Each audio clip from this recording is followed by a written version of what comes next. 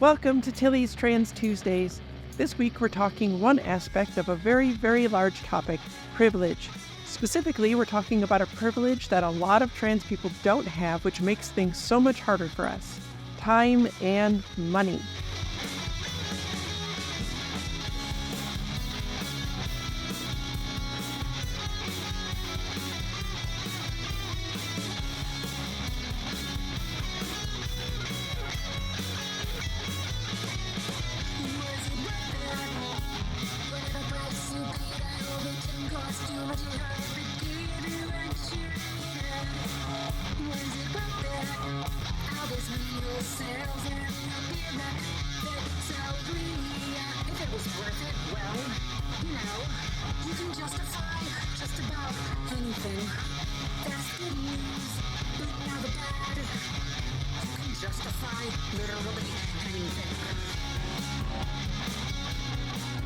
Hi, I'm Tilly Bridges, your host, and I'm joined by my writing partner, my best friend, my wife, our token cis representation, the rain to my bow, Susan Bridges. That is the most perfect one you've ever done. Yeah, thank you. I try. Our guest this week is Max, a screenwriter from Sonoma, California.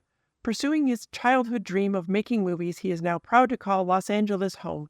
As a gay trans man, Max is passionate about bringing more gay and trans-centered stories to the forefront. Max writes character-based dramas, specifically stories that examine complicated relationship dynamics. Welcome, Max. Hi, thank you so much for having me.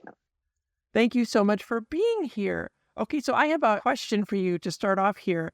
As someone who is also gay and also trans, did your sexuality complicate discovering your transness at all? Because, the fact that I'm attracted to women and also wanted to be a woman made things so complicated for me before I figured it all out. I think for me, what made it hard is, it definitely impacted it for me, I think. I think it would have been, well, I don't know, easier. It's hard to know because you Yeah, only know your own experience, of but course. I want to say I think it would have been easier if I was straight because, I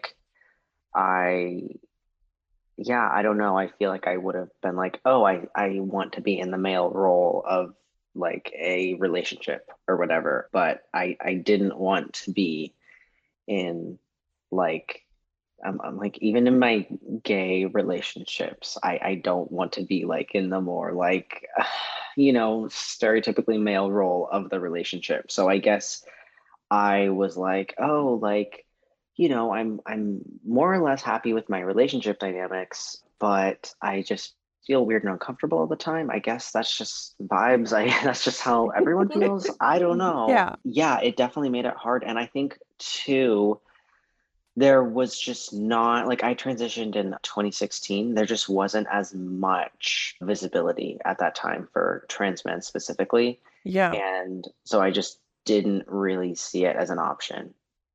Yeah. I did a whole episode of this show about trans men and how they're kind of erased from society and the discussion around things. And for me, it was hard because I should say most of my reference points for trans women were very negative, all the bad stereotypes that you see in the media and in the news. But for you and for other trans men, it must be a similar but yet unique experience because you really don't get hardly anything. You're just sort of not present when you look at media and even the discussions going around about trans people. Trans men are so often forgotten and left out of that. So that must have made it a lot harder. No, for sure. I'm trying to think the only people that I was aware of prior to coming out who were trans men were, I might remember something later. I'm sure after we record this, I'll be like, oh, but Always. That's how it goes. Yeah. yeah, but I think was Chaz Bono and Yeah. I Okay. wasn't super aware of who he was as a person necessarily. I just remember my mom briefly mentioning him to me a couple times. So I wasn't like, oh, I know all about this guy or anything. And then this wasn't in the media or anything, but just someone that I had gone to school with, but he was a number of years older than me and he transitioned, but it wasn't like we were friends or anything like Yeah. that. It was just someone that I was in the community where I lived. So it just, yeah, I was like, oh, I don't see this happening around me. Yeah, I often wonder about how much, I guess, quicker or easier it would have been to realize things if we had those sort of good, positive, everyday, hey, this is normal role models to look at ahead of time. If trans people were more normalized in that way, it would help so many people. But, that's one of the things that I hope we can do with stuff like this podcast. So that's why I think it's important to do it and to have people like you on and talk like this and get this info out there for people. Hopefully it helps somebody figure something out somewhere along the way. So, all right, for you, what has been the best part about transitioning? I mean, I'm sure many people say this in the answer to this question, but just like being comfortable and confident in myself. I mean, I know that that is always a work in progress for everybody, Yeah. regardless of cis, trans, whatever. But like, I don't know, just especially as the years have gone on, it is just like a night and day difference for me. So that is like the best part. And just like people it's brought into my life, especially over the past year. Yeah, it's amazing, right? After you go your whole life not feeling comfortable in your body or like your body was even yours. And the way that changes, it changes your entire life, your worldview, the way you experience the world. It's absolutely bonkers. Yeah, totally. Well, on the flip side of that, what has been the worst or maybe one of the most difficult parts of transitioning for you? I think just, I don't know. This is the answer that just comes to mind right now, today. Yeah. I feel like whenever I'm like, okay, like it's over, I'm done dealing with being misgendered by people in my life. It can still on occasion happen. Like I was just talking to one of my friends about this topic the other day, and I was just saying how, I feel like I can really like pretty much 100% of the time I would say walk through the world and be read is what I am. But like there was, I would say like a year ago, the Verizon guy came to our door and like called me she, and I was like, what is happening? Still things like that can happen. And I do believe that like if I had been like a effeminate cis gay guy, he might have said the same thing. Like I can think of a couple of my friends who that might happen to who are cis, but it just carries such different weight, obviously, being trans. Yeah.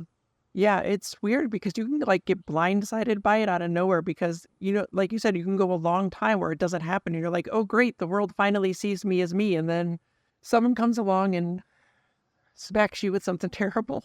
Totally. Yeah, it's rough. I get it. It's hard. Even when it's completely ridiculous, like, Yeah. When you're like doing everything possible to code yourself in the way you want to be seen, and you're like, what else do I have to do to make you read me the way I am? yeah, it's just bizarre to me sometimes. And also that like people are absolutely obsessed with, you know, gendering people at all. Like, Yeah. why? Just stop. It's not a thing you need to do, You right? don't need to ma'am or sir anybody. No, you could just say thank you Just and end it there. And it works. It's fine. it's just Yeah. yeah. All right. Well, before we get into this week's topic, where can people find you online if they'd like more of Max after listening? Instagram is probably the best place, and it's just my first and last name with a period in the middle. So it's Max.Luque. So Max period Luque on Instagram. Fabulous. All right. So, privilege manifests in so many ways in our society, and the biggest one that I have is that I'm white. So white, painfully white. You can read about that and so many other vectors of marginalization in the Trans Tuesday on Trans Intersectionality, which was episode 10 of this show. I have further privilege, however, even among trans women. It manifests as time, money, and acceptance.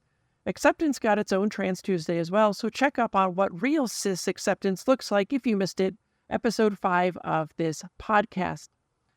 One way that time manifested as a privilege for me was in all of the exercising I used to change my body before I started my social and medical transitions.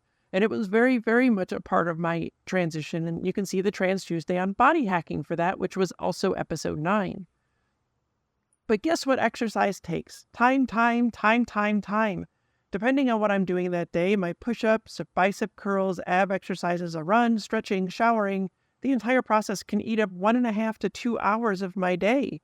And that's without doing my hair, which takes another hour and a half on its own. And this is why I only do my hair twice a week. It takes a lot of time and the products cost a lot of money. You can already see how being so very busy recently in terms of my writing career has lessened the amount I can exercise and how that's affected me somewhat in my 3-year retrospective, which was episode 29 of this show. And do you know what else takes a lot of time? Trying to find clothing of any type that I like and that will also fit and look good on my 6-foot-tall body, which most women's clothes aren't exactly made for. Way back when I first started my transition and hadn't yet had changes from HRT and hadn't been able to or figured out how to shave so that I'm stubble free all day, I always had beard shadow on my face.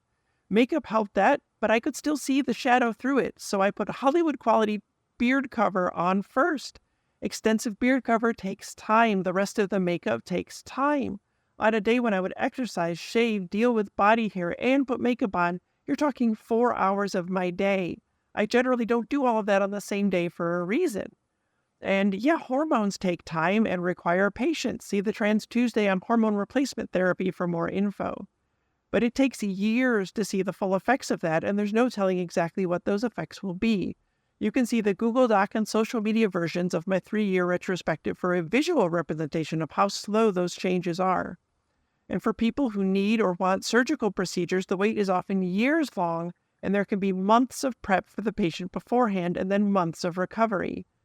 Although I'm going to add, you have plenty of clothes now. You have a lot of clothes. I do. You have all the clothes. Yes. That's okay. Hold on. We're going to get there. Hold on. Okay. Because I wanted to ask Max, what has the time factor been like for you? Because have you had all the time that you needed to get all of these things figured out? Because when you don't have enough and it takes a long time, it can feel like you're stuck almost, like you can't get to where you need to be. Yeah, it used to be a bigger issue for me, I think, than it is now.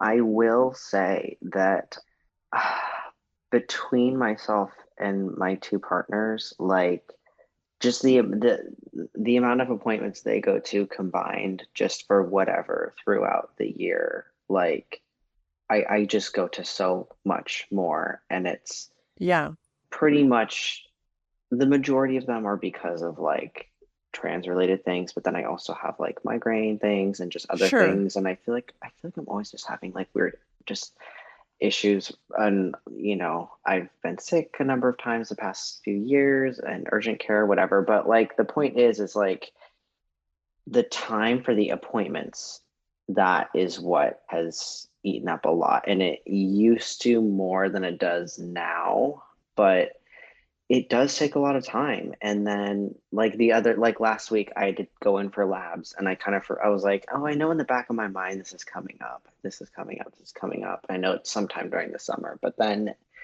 your doctor just messages you out of the blue and is like, you need to do labs like right now. And I'm like, oh my gosh, okay, so you have to get in and do it. And so I don't know, just stuff like that takes a lot of time. And I do go to the gym, and part of that is like, yeah, I mean, I guess like, yeah, maintaining like my body is definitely like a transition related Yeah, thing. Yeah. And I think I might have been more fixated on my like appearance in a more time consuming way earlier on than I am sure. now, because I'm just more comfortable with myself now. And I think I have it more figured out now too. Like I'm like, I know what I like to wear. I have the clothes in my closet that I actually like. Yeah. But before, I think I was more putting more thought into it in ways that were more stressful and time consuming. Yeah, I think there's also something like when you're brand new into transition or still very early on, you're worried more about getting misgendered or or what have you when you're in public. And so you're Hmm. trying to think about all the things you can do to try to avoid that. Yeah, it takes more time to even figure out what you want to wear because, oh, if I go out in this, is somebody going to call me sir instead of ma'am? Or, like I have some tops that are more gender neutral and I don't want to wear those when I go out because somebody might misgender me. So I got to look through and be sure I'm picking something that I think is going to, telegraph femininity to them or something. So yeah, it eats up a lot of time. And you know what? All of those things that I previously mentioned also cost money. And I'm not hitting any of you up out there for cash. Please don't send me anything.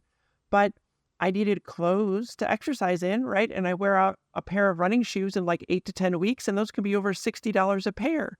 And makeup costs money and gets used up, and you have to replace it. And do you have any idea how much replacing an entire wardrobe costs?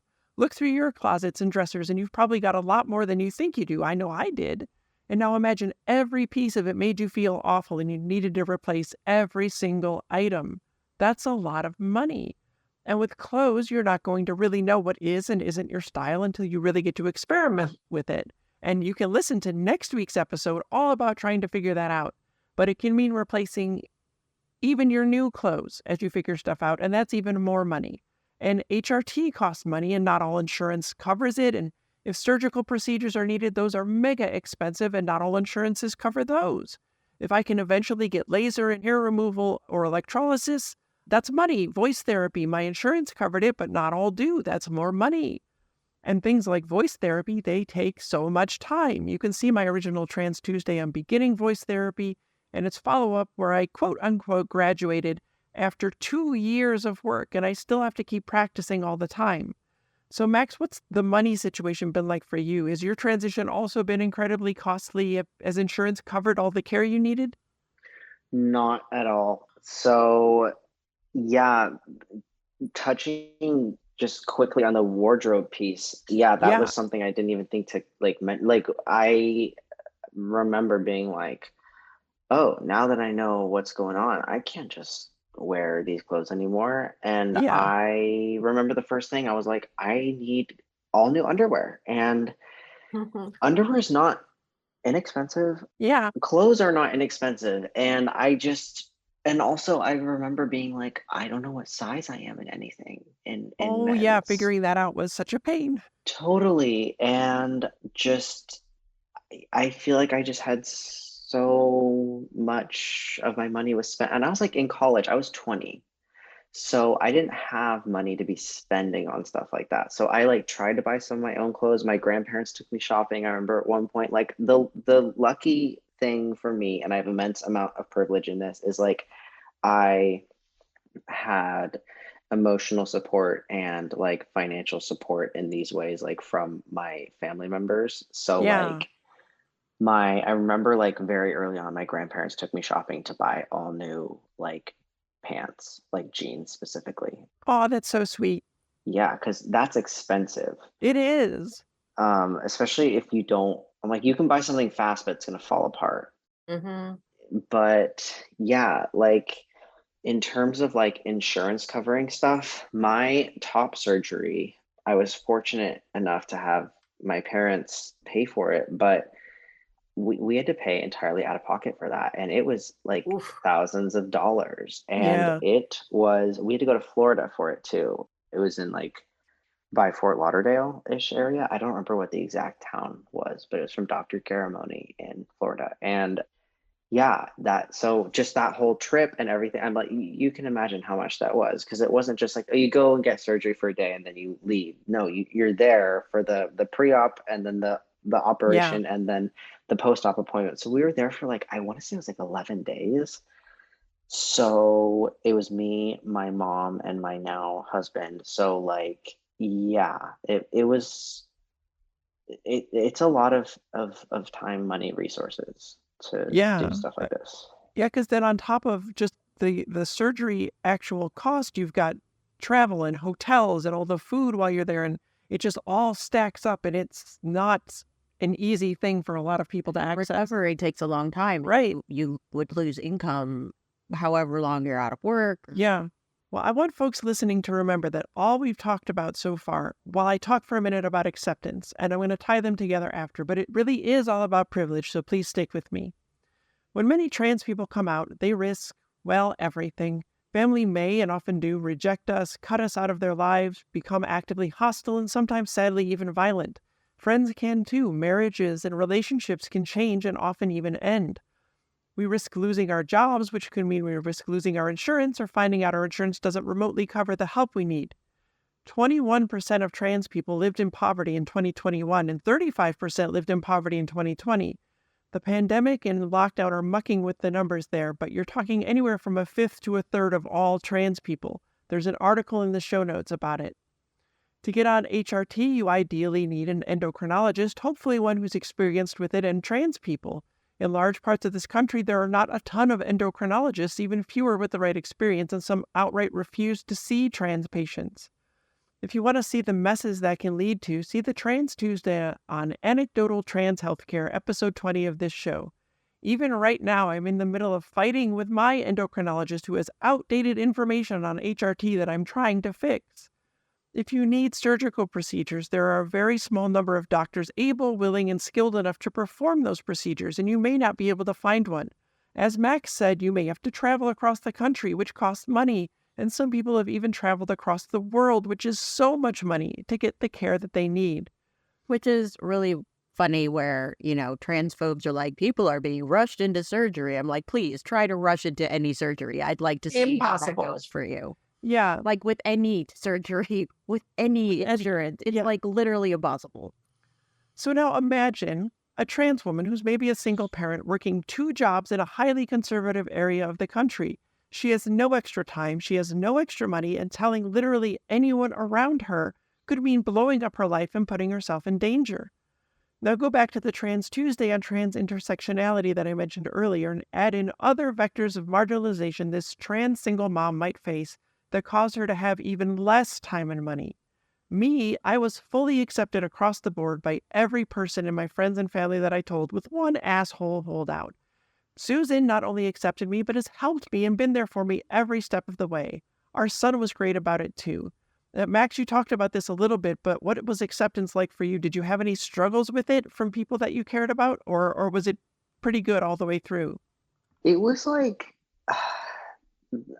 I feel even guilty talking about it because people have it so much worse than me, but like there was like an awkward week with my parents because I feel like they were in denial / didn't know what to do / they were scared or just, those types of things.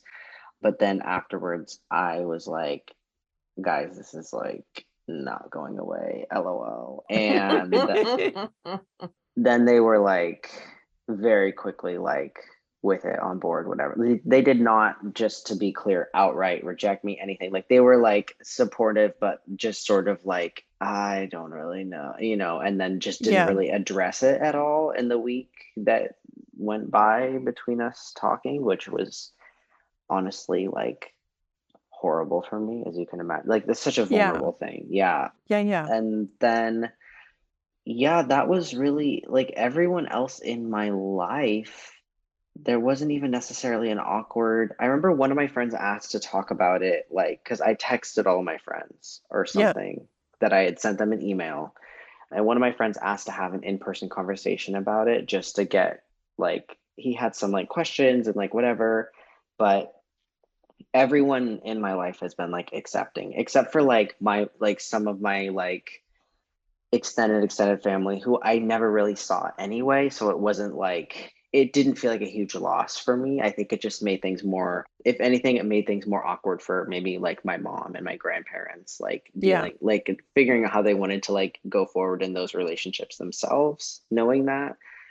But for me personally, I was just surrounded with like love and support. So yeah. I'm very glad for that. And yeah, a lot of, I feel guilty sometimes too, because I didn't really have to face any of that, rejection or major loss that so many trans people do. And it's terrible that that happens just because people want to be themselves and stop living a lie, but like Susan and I, we're financially stable. I can afford to replace my running shoes when needed, to slowly replace my wardrobe, to get makeup. Our insurance so far covers everything that I've needed with copays and the like, but still, I've been able to make the time to do things I need to do to feel more at home in my own body and still write and have time with family and friends. Though I wish those things took less time, but maybe they will eventually. But so many trans people don't have all of that. Some don't have any of that. The fact that I have any of it, much less all of it, means I have so much more privilege than so many trans people. And you can see how I recognized that and decided to use it when I announced that the website for Trans Tuesdays and this podcast, and talked about why I started doing them in the first place. Spoiler, wanted to use my privilege to help. That was the very first episode I did of this podcast to set the stage so you knew where I was coming from. A lot of it is luck. We were very, very poor for a very long time. I couldn't have done any of what I'm doing now back then. We had no money and I had no time. Susan was often working 16-hour days and I was a full-time stay-at-home parent. There was literally nothing I could have done. Max, did you ever have a time when it would have been impossible for you to transition? Or like, even if you hadn't realized you were trans yet, there would have been nothing you could have done about it if you had realized it earlier? I Not really. Not really. I think it would have been pretty much fine for me because I would have had my parents, because like I was pretty young still, like I was like 20 and I was Yeah. living at home for the first year of my transition, which I was honestly very helpful because of everything that was going on, because I had top surgery like uh, like I came out like May of like 2016 and I got top surgery that December. So like it was a very quick thing for me. So like, yeah, I don't know. I feel like if it had been earlier, it would have just meant relying on my parents even more. Like I remember paying for my own, when you have to like file for all that like name and Oh, gender yeah. marker, like documentation change stuff. The And whole thing, yeah. it's Yeah. Yeah, it's expensive. It was expensive. It's like, not cheap. It was very yeah, it expensive. was hundreds of dollars. And I Yeah. just remember, you know, I was 20, I was working, I was, a college student and I was working part-time, like in our little like writing center at my school. And I was like, this is a lot of money for me. Like, this is a crazy lot of money for me. Yeah.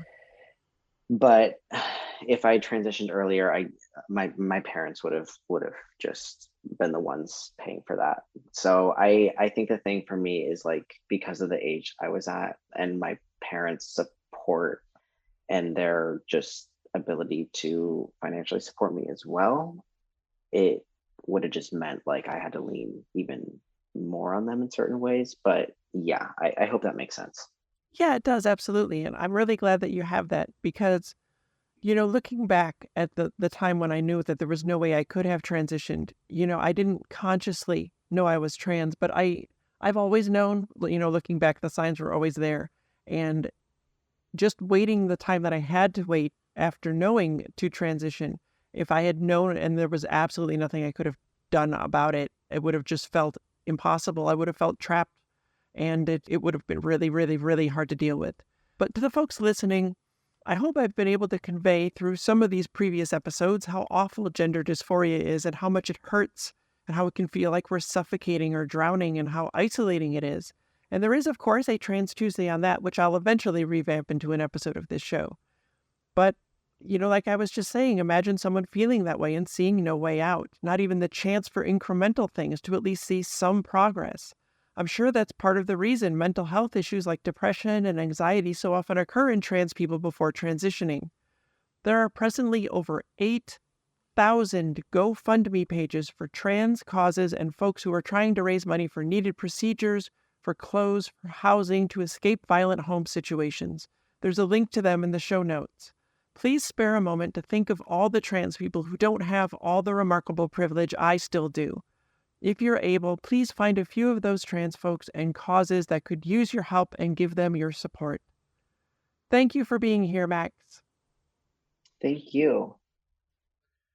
To the cis people listening, please be aware of the massive privilege every cis person has and that you don't have to deal with any of this just to try to finally feel like yourself for the first time in your life. What a magical thing that must be. Tilly Bridges, end transmission. Tilly's Trans Tuesdays is hosted by Tilly Bridges and Susan Bridges, with audio editing and sound mixing by Jillian Morgan. Special thanks to Daisy and Jane for the use of Sorry Not Sorry as our show's theme music. Please stop by and show your support at daisyandjane.bandcamp.com and soundcloud.com/daisyandjane. You can find me at Tilly Bridges on Twitter and Hive, on Mastodon at tillybridges@mastodon.social, at facebook.com/TillySBridges, and on Insta at HeckYeahTillyBridges. And you can find Susan on all of those at Susan L. Bridges. The Google Doc and social media versions of this week's topic and all past topics are available at Tilly'sTransTuesdays.com. For more information, visit pendantaudio.com. Thanks for listening.